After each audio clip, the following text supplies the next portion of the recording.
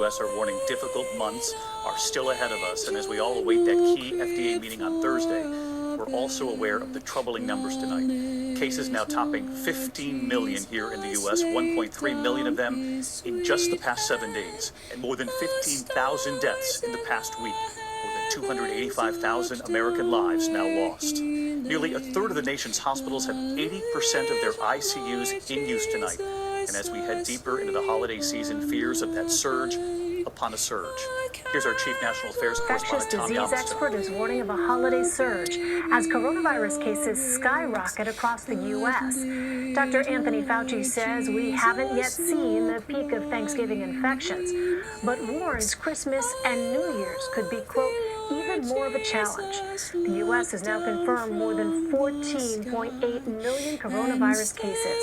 More than 283,000 people have died. In California, 33 million people are under stay-at-home orders.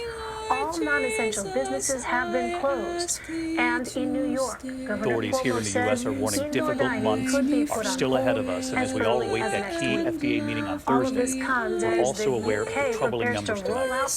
With 2 COVID vaccines potentially just weeks away from being ready for distribution, today a critical next step. The CDC Vaccine Advisory Committee meets to decide who should get vaccinated first. Committee Chair Dr. Jose Romero says healthcare workers are a top priority. Nurses and doctors, but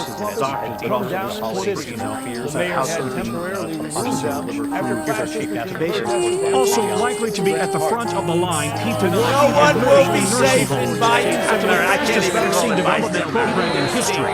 Operation Warp Speed's distribution challenge is now in the hands of the military. The key thing is to have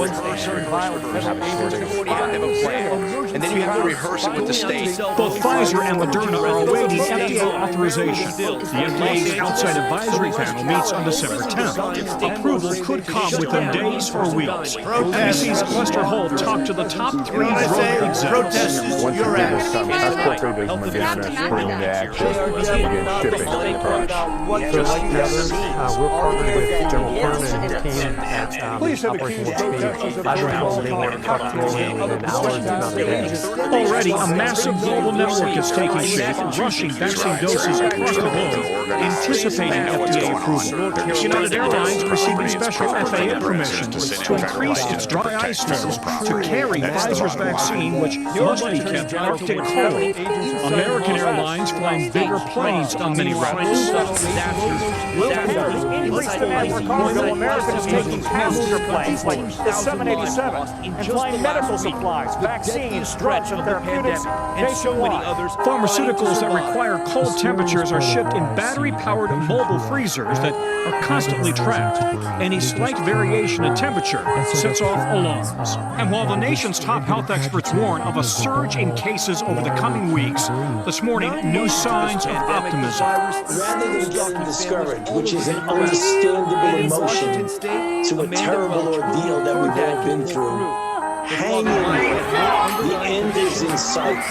Yeah, the end is in sight, Tom. But New York Governor Andrew Cuomo is also giving a really stark warning about what is going on in New York City where the hospitals are concerned. What can you tell us? Yeah, the crisis is worsening here, and that's clearly the case in New York right now. Listen to this number. Hospitalizations, 3,500 over the weekend. Really an astonishing number. And the governor is now saying that if that doesn't change, he says, let me say that again. The governor now saying that number is the highest since May.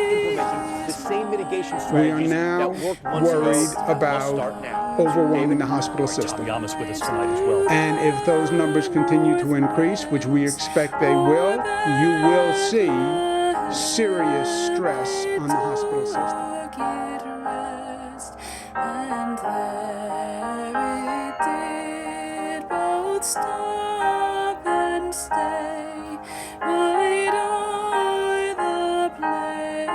Where Jesus lay, Noel, Noel, Noel, Noel. Born is the King of Israel.